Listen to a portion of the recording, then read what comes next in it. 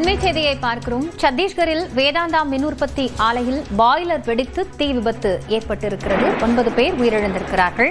கூடுதல் தகவல்களை செய்தியாளர் சுசித்ராவிடம் கேட்கலாம். சுசித்ரா, இப்போ வேறு தொழிலாளர்களுக்கு பாதிப்பு இருக்கா? விவரம் என்ன? விபத்து தற்போது இந்த பாய்லர் வெடித்திருக்கிறது. இந்த விபத்து தொடர்ந்து என்னென்ன பாதிப்புகள்லாம் அந்த பகுதிக்கு ஏற்படும்?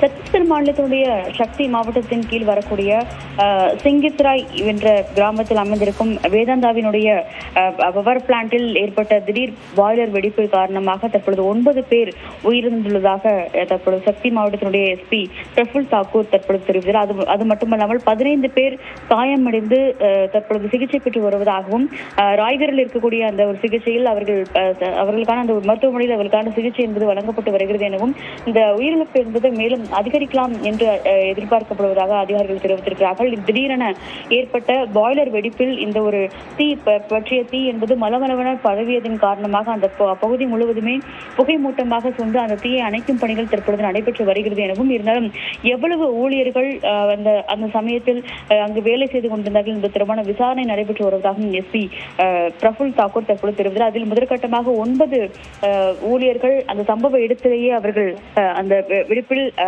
உயிரிழந்ததாக அதிகாரப்பூர்வமான அறிவிப்பை தற்பொழுது மாவட்ட நிர்வாகம் தெரிவித்திருக்கிறது. மேலும் 15 பேர் கவலைக்கிடமான நிலையில் மருத்துவமனையில் அனுமதிக்கப்பட்டு சிகிச்சை பெற்று வருவதாகவும் தெரிவித்தார். வேதாந்தாவினுடைய நிர்வாகமும் இது தொடர்பான விசாரணைக்கு உத்தரவிட்டதாக வேதாந்தா தரப்பும் தற்பொழுது தெரிவித்துள்ளது.